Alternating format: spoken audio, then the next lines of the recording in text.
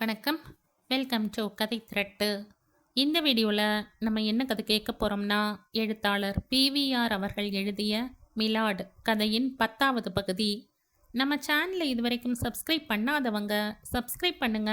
பக்கத்தில் இருக்கிற பெல் ஐக்கானை கிளிக் பண்ணி ஆல்ங்கிற ஆப்ஷனை ப்ரெஸ் பண்ணுங்க. ஸோ தட் நான் போடுற கதைகளை உடனுக்குடனே நீங்கள் கேட்கலாம். வாங்க கதைக்குள்ளே போகலாம். மறுநாள் காலை மணி 5. கதவை யாரோ தடதடவென்று தட்டினார்கள். ராகவன் கண்களை கசக்கிக் கொண்டே எழுந்தான். இந்த வேளையில் அவனை தேடிக்கொண்டு யார் வரக்கூடும்? கேள்வியில் அவன் மனம் தீவிரமாக இறங்குவதற்குள் ராகவ் என்ற குரல் கேட்டது. கோபி. கோபி ஏன் அவனை பார்க்க வர வேண்டும், அதுவும் இந்த வேளையில்? உன் ஹெல்ப் வேண்டும் ராகவா என்றான் கோபி கதவு திறந்ததும். முதல்ல உள்ள வாடா. வர, ஆனா உட்கார சொல்லாத. அவசரமாய் ஒரு 500 ரூபாய் கொடு. 10 மணிக்கு பேங்க் திறந்ததும் தரேன். என்னடா விஷயம்? கோபாலனுடைய தாயார் இறந்து போய்விட்டாள். 3 மணிக்கு தகவல் வந்தது. அடப்பாவமே, அவள் கூடத்தானே அந்த பெண் தைலா ரயிலில் வந்தாள். இந்த பாட்டியின் சாவுக்கு அந்த பெண் காரணம் இல்லையடா. கோவிலுக்கு போகிற வழியில் பசுமாடு மோதியது. அதைத் தொடர்ந்து ஹார்ட் அட்டாக். கோபாலன் கையில் இப்போ 10 ரூபாய் கூட இல்லை. ஆஸ்பத்திரியில் உடனடியாக பணம் கட்டி பாட்டியை வெளியே கொண்டு வந்தாகணும். என் கையில் கேஷ் 30ஓ 40ஓ தான் இருக்கு.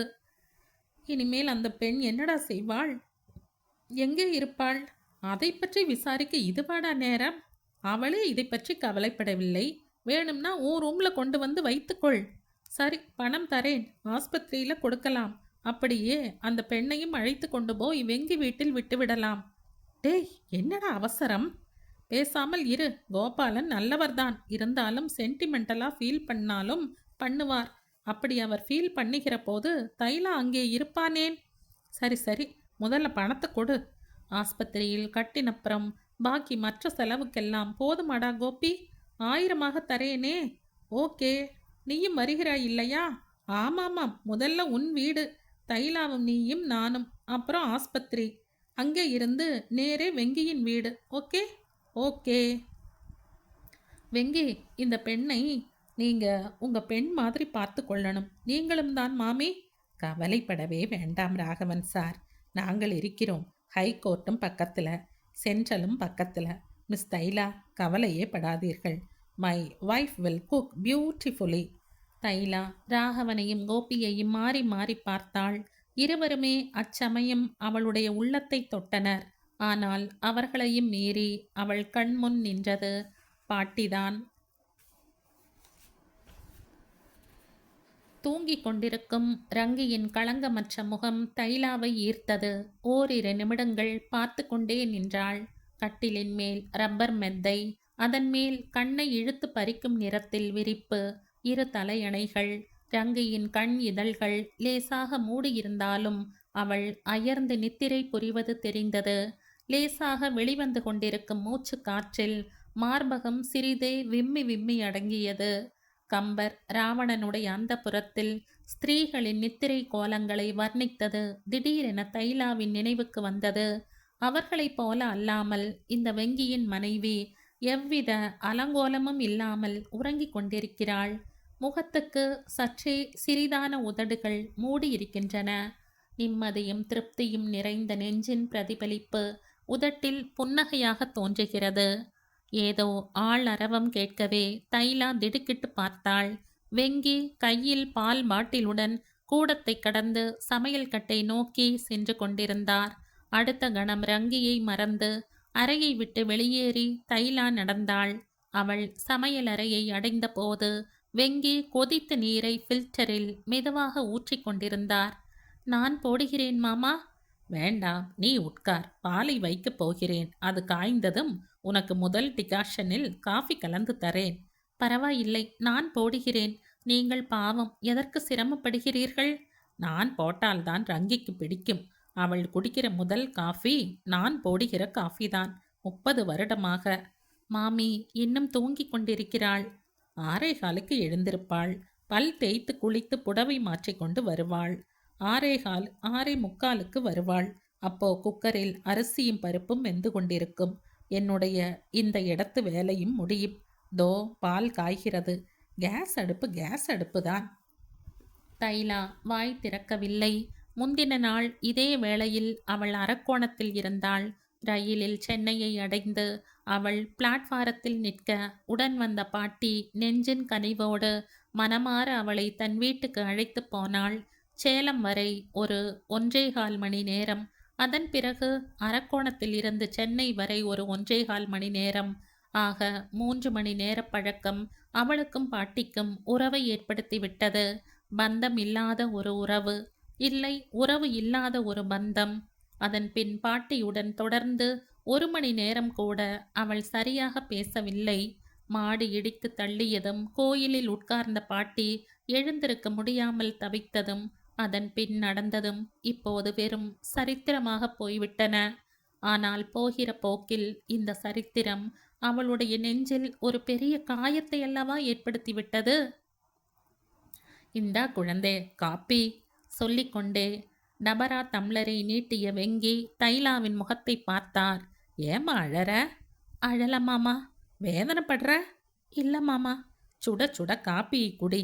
நாம் நினச்சி நினச்சி வேதனைப்படுறதுன்னு ஆரம்பிச்சா அதுக்கு முடிவே இருக்காது.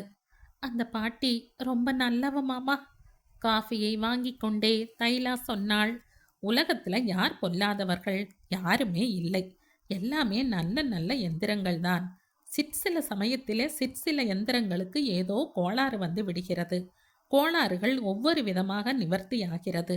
மனிதனுடைய குணம் எப்போதுமே நல்ல குணம்தான். ஆனால் மனிதன் தனியா நிற்கலையே.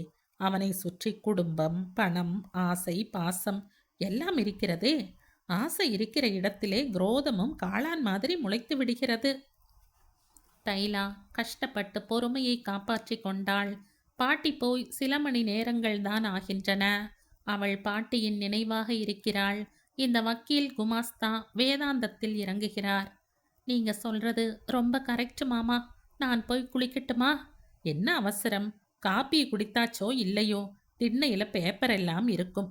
தமிழ், இங்கிலீஷ் ரெண்டும் இருக்கு. போய் படி. நானும் ரங்கி எழுந்து வந்ததும் வரேன். மெதுவாக 8 மணிக்கு குளித்து கொள்ளலாம். தைலா திண்ணைக்கு வந்தாள். தெரு கிராமத்தின் தெரு போல காட்சியளித்தது. வீட்டின் எதிரே ஒரு நாய் நிச்சிந்தையாக உறங்கிக் கொண்டிருந்தது. கிருஷ்ணாயில் என்று கத்திக்கொண்டே ஒரு பீப்பாய் வண்டியை தள்ளிய வண்ணம் ஒரு ஆள் வர அண்மையிலேயே இன்னொரு குரல் கிளம்பியது. அரைக்கீரை முளைக்கீரை சிறுகீரை, அரைக்கீரை முளைக்கீரை சிறுகீரை. தைலாவுக்கு ஒன்றும் புரியவில்லை. எழுந்து போய் எட்டி பார்த்தாள். ஒரு கீரைக்காரி கூடை நிறைய விதம் விதமான கீரைகளை தலையில் சுமந்த வண்ணம் ஒரு கையில் வெற்றிலையும் இன்னொரு கையின் விரலில் சுண்ணாம்புமாய் வந்து கொண்டிருந்தாள். தைலாவை வாசலில் கண்டதும் கீரைக்காரி நேரே வெங்கியின் வீட்டுக்கு வந்து நின்றாள். கீரை வேணுமா வேண்டாமான்னு தெரியல என்றாள் தைலா. ஏமா பொண்ணு, நீ இந்த வீட்டுக்கு புச்சா? ஏன் கேட்குற? பின்ன என்னம்மா, இடி விழுந்தாலும் இந்த வீட்டில் ரங்கியம்மா என்கிட்ட கீரை வாங்காமல் இருக்க மாட்டாங்களே. அரைக்கீரை முளைக்கீரை சிறுகீரை. தைலா தன்னுள் சிரித்து கொண்டாள். அரைக்கீரையும் முளைக்கீரையும் சிறுகீரையும் எப்படி இவள் வாயில் வெந்து கரைந்து குழம்பாகி கூட்டாகி கறியாகி விட்டது? வழக்கமாக கொடுக்குற மாதிரி கொடு. உன்னை நான் இந்த வீட்டில் பார்த்ததே இல்லையே. சொந்தமா? இல்லைம்மா, தெரிஞ்சவங்க. அதானே பார்த்தேன். என்ன பாஞ்சாலி, என்ன பார்த்த? என்ன சொல்லிட்டு இருக்க? வேங்கியின் குரல் கேட்டதும் தைலா ஒதுங்கி கொண்டாள். இல்லை சாமி, இந்த பொண்ணு புச்சா ஏதோ யோசிச்சது. கீரை வேணுமோ வேணாமா தெரியலேன்னு சொல்லிச்சு. அப்போ ரவ நேரத்துக்கு எனக்கு சந்தேகமாக பூட்டுது. இன்னாடா நேற்று ரங்கி அம்மாவை பார்த்துருக்கேனே, இன்னிக்குள்ள காலி பண்ணி பூட்டாங்களான்னு. சரி சரி, வளன்னு பேசிட்டு இருக்காத. கீரையை கொடுத்துட்டு போ. வீட்டை காலி பண்ணா உனக்கு சொல்லி அனுப்புகிறேன். சர்தான் ஜாமி, நீ எங்கே காலி பண்ண போற? சரியாக 7 மணிக்கு வெங்கி தைலாவை ரங்கிக்கு அறிமுகப்படுத்தி வைத்தார். என்ன சொல்லியும் இந்த பெண் கேட்கலை. கீரையை ஆய்ந்து வைத்திருக்கிறாள். சாம்பாருக்கு கத்திரிக்காயையும் அறிந்து வைத்திருக்கிறாள். அதான் பார்த்தேன், யாருடா இவ்வளவு ஜோரா சாம்பாருக்கு ஏற்ற சைஸில் நறுக்கி இருக்காங்கன்னு. ஏன்னு கேட்டால் உங்களுக்கு காய்கறி நறுக்க வராதே. மாமா குழந்த தைலா. அறிமுகத்துக்கு பின் தைலா ரங்கியை பின்தொடர்ந்து சென்றாள். நீ காலேஜ் படித்த பொண்ணா? ஆமாம். வேலையில் இருக்கியா? ஆமாம். என்ன கேஸு? சொத்து விஷயம். நீ தான் வாதியா? ஆமாம். பிரதிவாதி யாரு? கோபி என்கிற கோபாலகிருஷ்ணன். ஓ, அவனா? பாங்கி அக்கவுண்டன்ட் கோபாலன் வீட்டில் குடியிருந்து கொண்டு 7-8 பங்களா வாடகையை வாங்கி பேங்கில் போட்டு கொண்டிருக்கிறானே அவனா? ஆமாம். அவன் நல்ல பிள்ளையாச்சே. சரி, வக்கீல் யாரு? ராமாமிர்தம். அவன் வக்கீலை கேட்டேன். வேதநாயகம். அப்போ என்னால் ஒன்றும் சொல்ல முடியாது. வாலி சுக்ரீவ யுத்தம் மாதிரி தான். ஆமாம், ஏன் ராஜி பண்ணி கொள்ளக்கூடாது? என் வழக்கே அநியாய வழக்குன்னு அவங்க நினைக்கிறப்போ ராஜி எப்படி சாத்தியமாமி? அநியாய வழக்குன்னு அந்த கோபி சொல்கிறானா? ம். சரி, கேஸ் நடக்கட்டும். நீ ஏதானும் வேலையில் இருக்கியா? ஆமாம். கோயமுத்தூரில் கலெக்டர் ஆஃபீஸில் அசிஸ்டண்ட். முன்ன அப்பர் டிவிஷன் கிளார்க் என்று சொல்வார்கள். இப்போ பேருக்கு ப்ரமோஷன் கொடுத்திருக்கிறார்கள். சரி, இன்னைக்கு உன் ப்ரோக்ராம் என்ன? தெரியவில்லை. கோர்ட்டுக்கு போகணும். வக்கீல் என்ன சொல்கிறாரோ? வக்கீல்னு வந்தா ஏதானும் சொல்லி கொண்டு தான் இருப்பா. எல்லாம் மாமா பார்த்து கொள்வார். நீ பேசாம சாப்பிட்டு விட்டு இங்கே ரெஸ்ட் எடுத்துக்கொள். கோர்ட்டு படி ஏற ஆரம்பிச்ச அப்புறம் சாகிற வரைக்கும் கேஸு தான். வாய்தாவில் ஆரம்பிக்கும். அப்புறம் அஃபிடவிட் என்பான். சரின்னு தலையாட்டி முடிக்கிறதுக்குள்ள இன்ஜெக்ஷன் வரும். இன்ஜெக்ஷன் போல் குத்தி வலிக்கும். இன்ஜெக்ஷனை எதிர்த்து ஒரு குட்டி பெட்டிஷனோட அப்பீலோ. சேச்சே, கட்சிக்காரன்னு ஒருத்தன் சிவில் கேஸில் மாட்டிக்கொண்டா அவனுக்கு விமோச்சனமே கிடையாது. நீ பேசாம இங்கேயே இரு. எல்லாம் அவர் பார்த்துக்குவார். என்னை ராமாமிர்தம் வர சொல்லியிருக்கிறார். அப்படியா? அவர் சொன்னால் போக வேண்டியதுதான். ஆனால் வேலை முடிஞ்சதும் உடனே வந்துவிடு. உனக்கு டிஃபன் வாங்கி வைக்கிறேன். நல்ல ஸ்வீட் எல்லாம் கிடைக்கும் மின் ஸ்ட்ரீட்டில். 7 மணிக்கு வெங்கி ராமாமிர்தம் வீட்டுக்கு கிளம்பி சென்றார். ரங்கி சமையல் அறைக்குள் புகுந்தாள். தைலா குளித்து புடவை மாற்றிக்கொண்டு என்ன செய்வது என்று தெரியாமல் முன்கட்டும் பின்கட்டுமாய் நடந்து கொண்டிருந்தாள். ஒரு வழியாக 10:30 மணிக்கு சாப்பாடு முடிந்தது. தைலா கோர்ட்டுக்கு புறப்பட தயாரானாள். நான் உன்னை கொண்டு போய் விடுகிறேன் என்றாள் ரங்கி. வேண்டாம் மாமி, பக்கத்தில் தானே இருக்கிறது. சீக்கிரத்தில் வந்துவிடு. சரி. தைலா வீட்டை விட்டு வெளியேறி மெதுவாக நடக்கலானாள். வெங்கி ரங்கி ஜோடியை பற்றி மனம் நினைத்தது. ஏன் எல்லோருமே அவள் கண்ணுக்கு நல்லவர்களாக தெரிகிறார்கள்? எல்லோருமே ஏன் அவள் மீது அன்பும் இரக்கமும் காட்டுகிறார்கள்? அவள் இரக்கத்துக்கு உரியவள் என்றா? இரக்கத்துக்கு உரியவள் என்றால் இரக்கப்பட காரணம் இருக்க வேண்டுமே. என்ன, அப்பா அம்மா இல்லாதவள் என்றா? கல்யாணமாகாத பெண், தங்க நிழல் இல்லாமல் தவிக்கிற ஒரு பெண் ஒரு வழக்கில் மாட்டிக்கொண்டு முழிக்கிறாளே என்றா? பாட்டி அன்பாக இருந்தாள், இரக்கப்பட்டாள். அவளை விட அதிகமாகவே கோபாலனும் சங்கரியும் கனிவாக இருந்தார்கள். ராமாமிர்தம், ராகவன் தொழில் முறையில் அவளை ஒரு வெறும் கட்சிக்காரி என்ற மதிப்போடு விட்டுவிடவில்லை. ஏன், சுஜா கூட சரளமாக பழகினாள். கடைசியாக இந்த வெங்கி ரங்கி போட்டி போட்டுக்கொண்டு அன்பு செலுத்துகிறார்கள். ஏன், அன்பா பாசமா? அப்படியானால் அவள் மீது ஏன் காட்ட வேண்டும்? அவர்கள் இயல்பாகவே நல்லவர்கள். இல்லாமல் போனால் அன்போ அக்கறையோ செலுத்த நியாயம் இல்லை. திடீரென்று ஒரு கார் அவள் அருகே நின்றது. திடுக்கிட்டு பார்த்தாள். கோபி. அவள் கோபியை மறந்துவிட்டாள். இத்தனை பேரை பற்றி நினைத்தவள் ஏன் இவனை மட்டும் மறந்தாள்? அவன் காட்டியது அன்பு இல்லையா? ஆமாம், அன்பு இல்லை. அதையும் மீறிய ஒரு உணர்ச்சி. அந்த உணர்ச்சியை கோபி ஒருவனால் தான் கொடுக்க முடியும். ரொம்ப களைப்பாக இருக்கிறாய் தைலா. ஐ ஆம் மென்டலி டயர்டு. ஏறிக்கொள். கோபி கார் கதவை திறந்தான். பாட்டி, எல்லாம் முடிந்துவிட்டது. வீடு திரும்பும்போது மணி 10 ஆகிவிட்டது. கார் புறப்பட்டது. முத்து தம்புச்செட்டி தெருவில் ரேவதிக்காக காத்து கொண்டிருக்கையில், அவளை பற்றிய சிந்தனையில் அவன் மூழ்கி கொண்டிருக்கையில், ரேவதி சித்தப்பாவின் வீட்டிலிருந்து புறப்பட்டாள். அன்று மத்தியானம் சரியாக 1:15 மணிக்கு அவள் முத்துவை சந்திக்கப் போகிறாள். இருவரும் ஏற்கனவே செய்த ஏற்பாட்டின்படி ஒரு ஹோட்டலுக்குள் சென்று பேசப் போகிறார்கள். ரேவதியை பொறுத்தவரையில் அவள் பேசி தீர்க்கப் போகிறாள். அப்பாவிடமிருந்து இன்று நல்ல வேளையாக கடிதம் வந்துவிட்டது. அவள் செய்துள்ள முடிவு நல்ல முடிவு என்றும் அவள் கேட்டுக்கொண்டது போலவே எல்லாம் நடக்கும் என்றும் ஆர்மி மேஜர் மீரட்டிலிருந்து எழுதிவிட்டார். ரேவதியின் உள்ளத்தில் இருந்து ஒரு பெரும் பாரம் நழுவி விட்டதான திருப்தி பிறந்தது. முத்துவின் கையில் இருந்த அவசர மேட்டர்கள் எல்லாம் ஒரு வழியாக தீர்ந்தன. சேலத்தில் இருந்து வந்த ஒரு கட்சிக்காரன் கொடுத்துவிட்டு போன 15 ரூபாய் இன்று அவனும் ரேவதியும் சாப்பிடப் போகும் டிஃபனுக்கு சரியாக போய்விடும். என்னென்ன ஆர்டர் கொடுப்பது? அவன் தன்னுள் வரிசைப்படுத்தி கொண்டான். பீச் மெல்பா, இதை கடைசியிலும் சாப்பிடலாம். ஸ்பெஷல் வடை, மைசூர் மசாலா தோசை, வறுத்த முந்திரி பருப்பு, எக்ஸ்பிரஸோ காஃபி, ஐஸ்கிரீம், பீடா.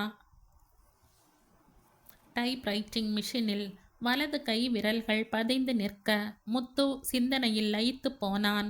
ரேவதியின் வாட்ட சாட்டமான உடல், அவளுடைய மதமதப்பான அங்கங்கள், முக்கியமாக அவளுடைய மார்பகம் அவனுடைய நெஞ்சை அள்ளி கொண்டிருந்தன. இதுவரையில் இத்தனை சந்திப்புகள் ஆன பிறகும் எத்தனையோ சினிமா தியேட்டரில் மேட்னே காட்சிகளில் சினிமாவை பார்க்காமல் இருட்டில் ஒருவர் முகத்தை ஒருவர் பார்த்து ரசித்து கொண்டிருந்த போதிலும் அவன் அவளை தீண்டியதில்லை. அவனுள் தன்னுடைய ஆசைகளை எல்லாம், ஏன் வெறியை எல்லாம் ஒரு போலி நாகரிகத்தின் அடிப்படையில் தன்னை பற்றி ரேவதி கேவலமாக நினைத்து எடை போடுவாளோ என்ற பயத்தில் அடக்கி வைத்து கொண்டிருந்தான். அவளுடைய சீற்றின் பின்புறமாக தனது ஒரு கையை நீட்டி வளைத்து அவளுடைய கன்னத்தையும் தோளையும் வருட வேண்டும் என்று அவனுக்கு தீராத தாகம் பிறக்கத்தான் பிறந்தது. அவள் அவனுக்கு வெகு அருகே அமர்ந்து இருவருடைய மூக்குகளுக்கும் இடையே ஒரு அடி தூரம் கூட இல்லாத சந்தர்ப்பங்களில் உதட்டோடு உதடாக உராய வேண்டும் என்ற வெறி தோன்றத்தான் தோன்றியது. ஆனால் அவன் தன்னைத்தானே அடக்கி கொண்டான். ஹோட்டலில் டிஃபன் சாப்பிடும்போது ஓரிரு தடவை அவனுடைய கால்கள் அவளுடைய கால்கள் மீது இடித்திருக்கின்றன. இயல்பான சுபாவத்தில் சாரி என்று சொல்லி காலை பின்வாங்கி இருக்கிறானே தவிர பட்ட காலோடு படும் காலை அழுத்தி அவனுள் அணைத்ததில்லை. அவளுடைய வலுவான கைகளும் தொடைகளும் அவனுள் ஆயிரம் ஆயிரம் கற்பனைகளை தூண்டிவிட்டிருக்கின்றன. ஒரு தரம் ஒரு சினிமாவில் அவனுடைய வலது தொடையும் அவளுடைய இடது தொடையும் உராய்ந்து கொள்கிற தூரத்தில் இருந்தன. அவன் சினிமா பார்ப்பது போல பாவனை செய்து சினிமா காட்சியில் மெய் மறந்து விட்டது போல நடித்து நெருங்கினான். ஆனால் ரேவதி, அவள் நகர்ந்து கொண்டாள். அவனுடைய மனநிலையை புரிந்து அவள் நகர்ந்தாளா அல்லது அகஸ்மாத்தாக நகர்ந்தாளா என்று அவனுக்கு புரியவில்லை. ஆனால் ஒன்று மட்டும் அவனுள் வேரூன்றி நின்றது. தன்னுடைய எண்ணங்களும் ஆசைகளும் கீழ்த்தரமானவை. அந்த எண்ணங்களை ரேவதி புரிந்து கொண்டால் அவன் மீது அவளுக்குள்ள மதிப்பெல்லாம் மறைந்துவிடும் என்று அவன் கருதினான். இன்று 1.25 மணிக்கு பிறகு எல்லாம் முடிந்துவிடும். உரிமையோடு அவன் ரேவதியின் கையை பிடித்து அதை தடவி அவளுடைய கையில் இருக்கும் விரல்கள் 5 10 தானா என்று பார்க்கலாம். இன்று இருவரும் தங்களுடைய எதிர்காலத்தை பற்றி ஒரு முடிவுக்கு வரப்போகிறார்கள். அந்த முடிவு தோன்றியதும் அவன் அவளை அழைத்து கொண்டு நேரே அம்மாவிடம் செல்வான். அம்மாவை பார்த்து, அம்மா, இவள்தான் நம் வீட்டுக்கு விளக்கேற்ற வரப்போகிறவள் என்று சொல்லி நமஸ்காரம் செய்வான். ரேவதியின் உயரத்தையும் உடல் வாளிப்பையும் பார்த்து அம்மா என்ன நினைப்பாளோ பயப்படுவாளோ அவனுக்கு தெரியாது. ஆனால் அம்மா அவன் கடைசியில் ஒரு கல்யாணம் செய்து கொள்ள முடிவு செய்து விட்டான் என்று கண்டிப்பாக சந்தோஷப்படுவாள். முத்து கடிகாரத்தை பார்த்தான். 1:15. ஏதோ ஆள் அரவம் கேட்டது. நிமிர்ந்து பார்த்தான். ஹாய் முத்து. முகம் எல்லாம் பூச்செண்டாக ரேவதி நின்று கொண்டிருந்தாள்.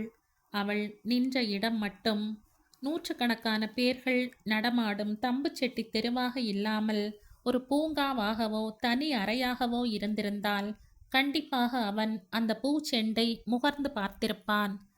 போகலாமா கடைசி நட்சத்திரம்? Yes mister Pearl. ஹோட்டலுக்குள் நுழைந்ததுமே ரேவதி சொன்னாள், வெறும் காஃபி மட்டும்தான், அதன் பின் நாம் காரிலே பீச்சுக்கு போகிறோம் என்று. இந்த வெயிலிலா? ஆமாம், இங்கே பேசிக்கொள்ள முடியாது. மெரினாவில் காரை ஒரு ஓரமா நிறுத்தி அதுக்குள்ளே உட்கார்ந்து பேசிக்கொள்ளலாம். ஓகே என்றான் பேர்ல். திடீரென்று அவன் இதுவரை உணர்ந்தறியாத கவலையும் ஏன் பயமும் அவனுள் உதித்தன. காஃபி சாப்பிட்டதும் ரேவதி அவசர அவசரமாக கைப்பையை திறந்தாள். ஒரு 2 ரூபாய் நோட்டை எடுத்தாள். ஐ வில் பே என்றான் முத்து. நோ ப்ளீஸ், இதுவரையில் எல்லா பில்களையும் நீங்களே கொடுத்துட்டீங்க. இந்த ஒரு பில்லை நான் கொடுக்கப் போகிறேன். நோ நோ, இது எனக்கு அவமானம். சப்ளையர் என்னை பற்றி என்ன நினைத்துக் கொள்வான்? ஒரு ஆணும் பெண்ணுமாக. இட்ஸ் ஆல்ரைட் முத்து. மெரினாவில் எழிலகத்துக்கு முன் காரை நிறுத்தும் வரை ரேவதி வாயை திறக்கவில்லை. முத்து உள்ளுக்குள் நடுங்கினான். ரேவதி இது போல இருந்ததில்லை. அவனை விட அதிகமாகவே என்றும் பேசுகிறவள் இன்று ஏன் இப்படி இருக்கிறாள்? ஒருவேளை அவர்கள் இன்று தீர்மானிக்கப் போகிற விஷயத்தை எப்படியெல்லாம் பேசுவது என்று தன்னுள் ஒத்திகை பார்த்து கொண்டிருக்கிறாளோ? எழிலகத்தின் முன் கார் நின்றதும் நல்ல வெயில் என்றாள் ரேவதி. எஸ், நல்ல வெயில். ஆனா 10 நிமிஷம்தானே. I don't understand. எங்கேயாவது அவசரமா போகணுமா ரேவதி? நோனோ, நான் ரொம்ப நேரம் உங்களை உட்கார வைத்தால் உங்க வேலை என்ன ஆகிறது? வாடிக்கைக்காரர்களுக்கு ஏமாற்றமாக இருக்குமே. அதை பற்றி கவலைப்படாதே. ரேவதி அவனை பார்த்தாள். அவனுடைய கண்களை சந்தித்து சொன்னாள். முத்து. எஸ்.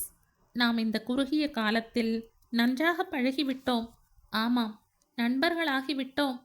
எனக்கு புரியவில்லை ரேவதி. ஒருவரையொருவர் நன்றாக புரிந்து கொண்டு விட்டோம். That is correct. நீங்கள் என் மீது முதல் நாளே நிறைய அக்கறை காட்டினீர்கள். உங்கள் பேச்சு எனக்கு ரொம்ப பிடித்து போயிற்று. நீயும் தான் அழகாய் வெடுக் வெடுக் என்று பேசுற. உங்களுடைய அன்புக்கு நான் ரொம்பவும் கடமைப்பட்டிருக்கிறேன். இது என்ன வோட் ஆஃப் தேங்க்ஸா Revathi? Not exactly, but something like that என்ற ரேவதி தொடர்ந்தாள். நாம எல்லாருமே, அதுவும் நம்ம கண்ட்ரியில் ஆணும் ஆணும் தான் பெண்ணும் பெண்ணும் தான் சிநேகிதிகளாக இருக்க முடியும்னு தீர்மானமாக நினைத்து கொண்டிருக்கிறோம். ஏன் நம்புகிறோம்? இதற்கு காரணம், அடிப்படையான காரணம் வெறும் செக்ஸ் மட்டும் இல்லை. வயது வந்த ஒரு கல்யாணமாகாத பெண் வயது வந்த ஒரு கல்யாணமாகாத பிள்ளையுடன் பேசினால், பழகினால், அவர்கள் கல்யாணம் செய்து கொள்ளத்தான் அப்படி பேசுகிறார்கள், பழகுகிறார்கள் என்ற மூட நம்பிக்கை. இந்த நம்பிக்கைக்கு காரணம் என்ன தெரியுமா? 100ல் 90 பேர்கள் கல்யாணம் செய்து கொள்கிறார்கள். ரேவதி, இப்போ நீ என்ன சொல்றேன்னு ப்ளீஸ். ஆனா நான் என்ன நினைக்கிறேன் தெரியுமா? செக்ஸே இல்லாமல், அதனுடைய குறுக்கீடோ உபாதையோ இல்லாமல் ஒரு ஆணும் ஒரு பெண்ணும் நன்றாக பழக முடியும் என்று. உதாரணத்துக்கு நம்மையே எடுத்துக்கொள்வோம். நான் படித்த பெண், கல்யாணமாகாத பெண், என் உடம்பையும் என் உடம்பின் அங்கங்களையும் பார்த்து பார்த்து எத்தனையோ பேர் பெருமூச்சு விடுகிறார்கள் என்று எனக்கு தெரியும். ஏன், நீங்கள் கூடத்தான். நீங்களும் படித்தவர், கல்யாணமாகாதவர். உங்களை கண்டும் எத்தனையோ பெண்கள் மனச்சலனமடைந்திருக்கலாம். இப்போ இத்தனை நாளாக நாம் 2 பேரும் பேசினோம், பழகினோம், சிரித்தோம், நல்ல நண்பர்களாக மாறிவிட்டோம். ஆனால் நாள் செல்ல செல்ல நான் உங்களை நண்பராக நினைக்க நினைக்க நீங்கள் என்னை உங்கள் காதலியாக நினைத்து விட்டீர்கள். நீ என் காதலி இல்லையா? முத்துவுக்கு வியர்த்தது. ஒருவன் ஒருத்தியை காதலித்தால் அவள் கண்டிப்பாக அவனுக்கு காதலிதான். ஆனால் காதலிக்கு அவன் காதலனாக இருக்க வேண்டும் என்ற கட்டாயம் கிடையாதே. அப்போ I like you Muthu. I very much like you. But but ஆனா எனக்கு புரிகிறது ரேவதி. நான் ஒரு பெரிய முட்டாள். Please don't say that. ஒருத்தனுக்கு ஒருத்தியை பிடிக்கலாம். அதாவது அவளுடைய பேச்சையோ பாவனைகளையோ அவளுடைய கலை உணர்ச்சிகளையோ. இது வெறும் விருப்புதான். ஒருவனுக்கு ஒருத்தி மீது ஆசை விழலாம். அதாவது அவளுடைய உடலை நினைத்து உடலோடு உடல் ஒட்டினால் போதுமா? வெறும் வெறியினால், இயற்கையின் ஒரு கோளாறினால் ஏற்படும் விருப்புக்கோ பிடிப்புக்கோ நாம் என்ன பேர் கொடுக்கிறோம்? சே இன்ஃபாச்சுவேஷன். எஸ், காமத்தை தூண்டி விடுகிற உணர்ச்சிகள். எல்லா மனசுகளிலும் ஏதாவது ஒரு சமயத்தில் இந்த உணர்ச்சி வரத்தான் வருகிறது.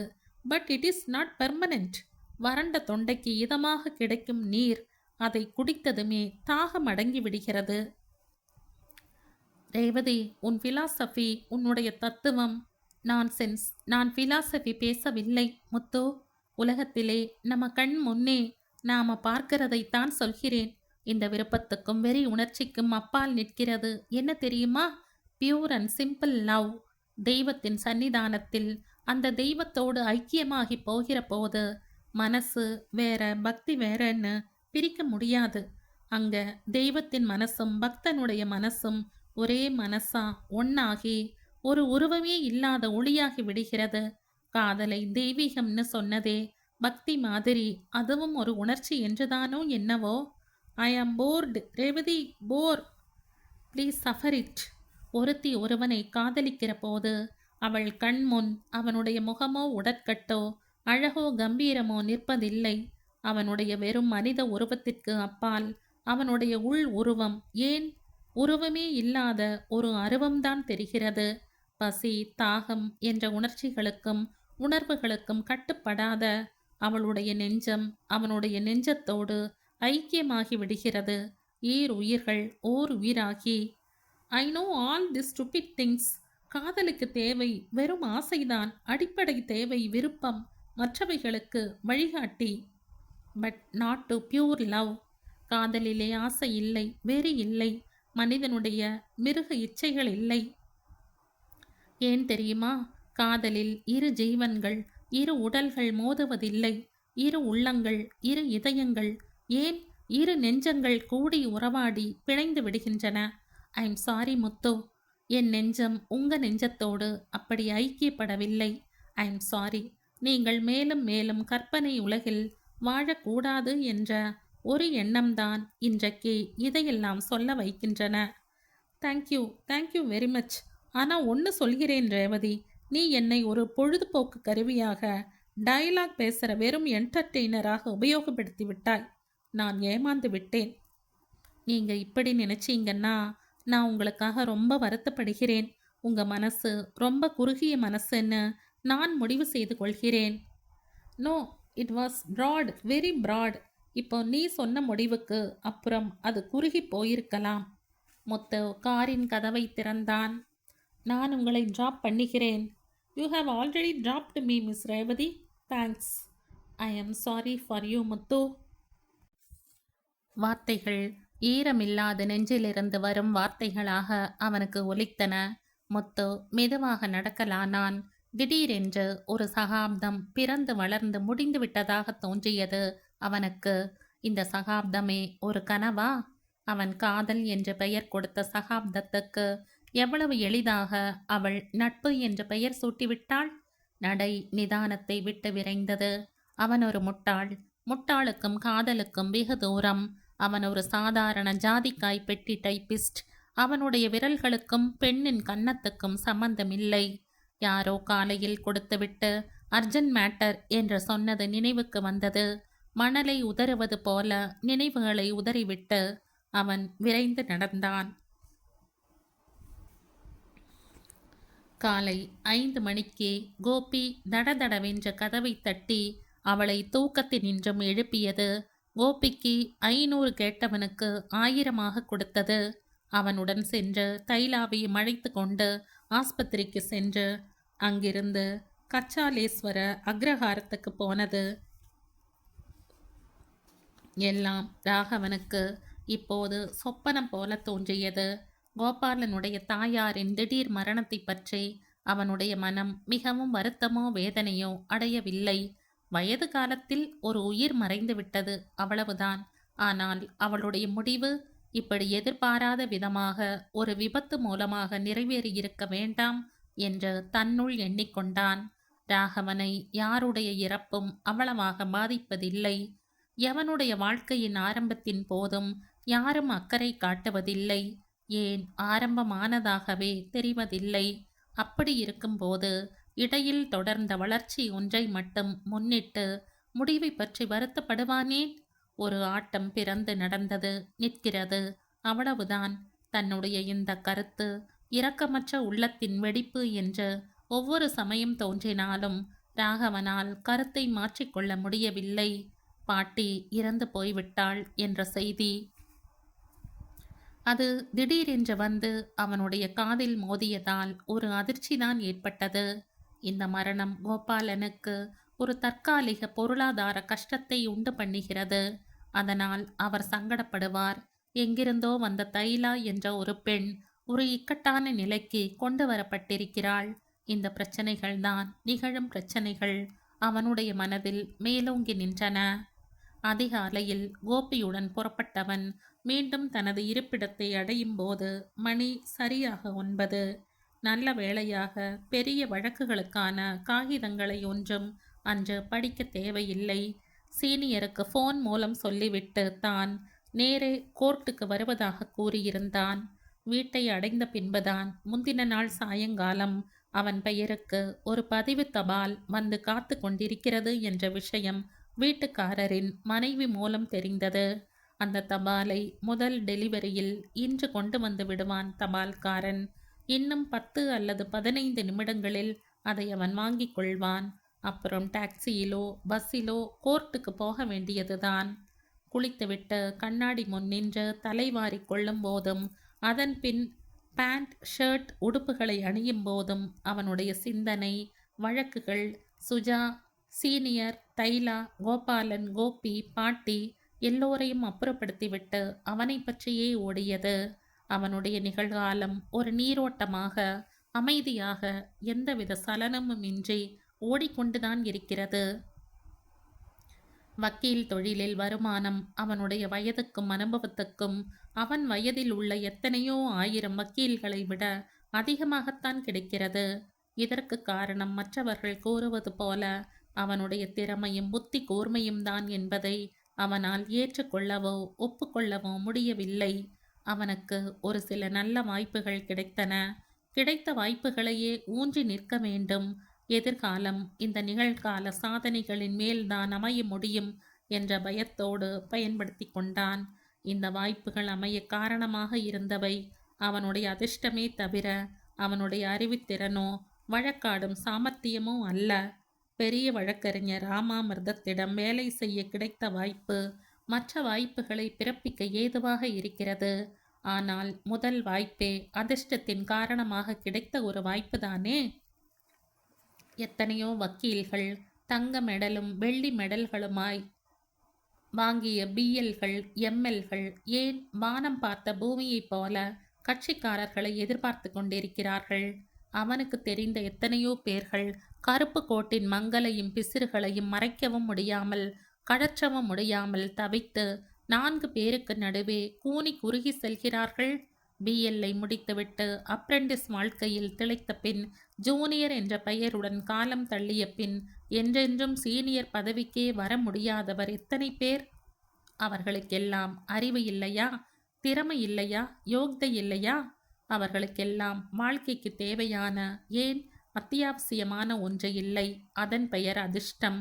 அவனுக்கு தெரிந்து இந்த சென்னை ஹைகோர்ட்டில் நூற்றுக்கணக்கான வக்கீல்களின் கருப்பு கோட்டுகள் அவர்களுடைய தொழிலையா குறிக்கிறது? அவர்களுடைய வறுமையின் துக்கத்தை அல்லவா பிறருக்கு சொல்கிறது? குதூகலத்துடனும் அபார நம்பிக்கையுடனும் ஆரம்பிக்கிற தொழில் எவ்வளவு சீக்கிரத்தில் மன சஞ்சலத்தையும் ஒரு பயத்தையும் ஏற்படுத்தி விடுகிறது.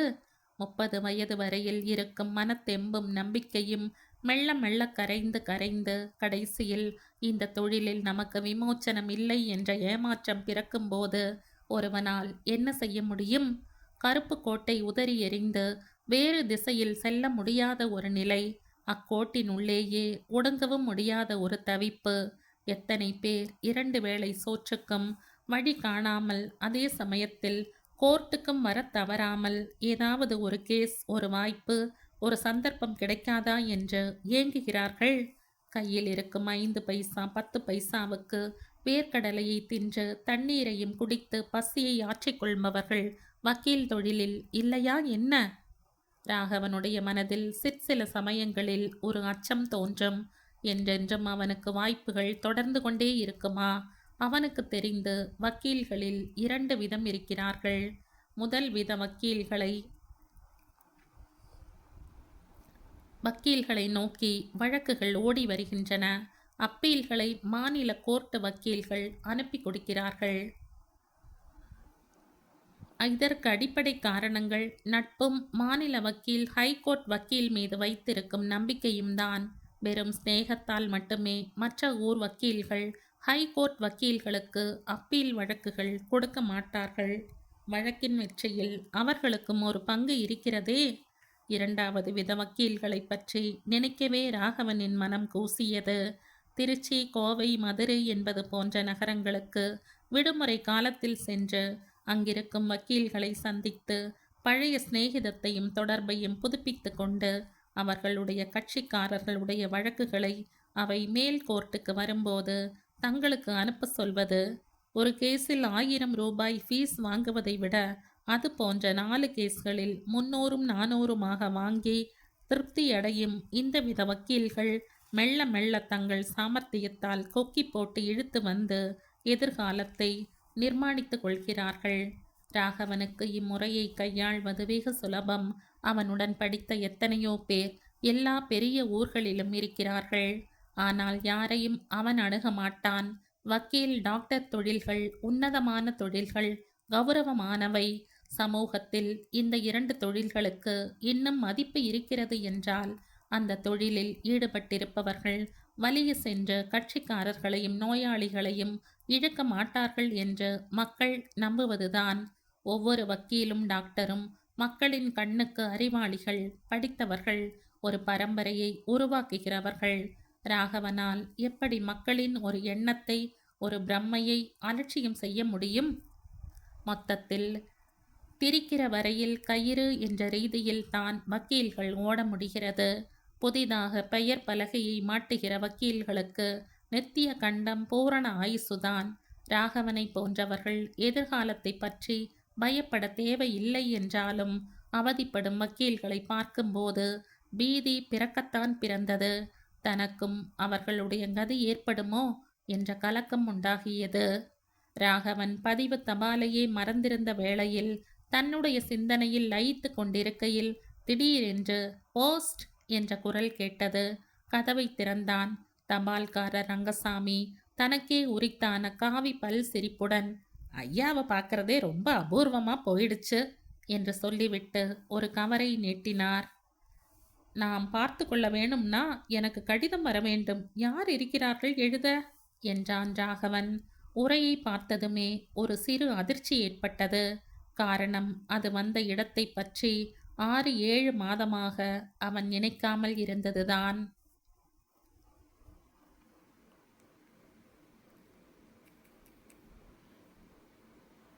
இந்த கதையின் தொடர்ச்சியை அடுத்த பதிவில் கேட்கலாம். நன்றி.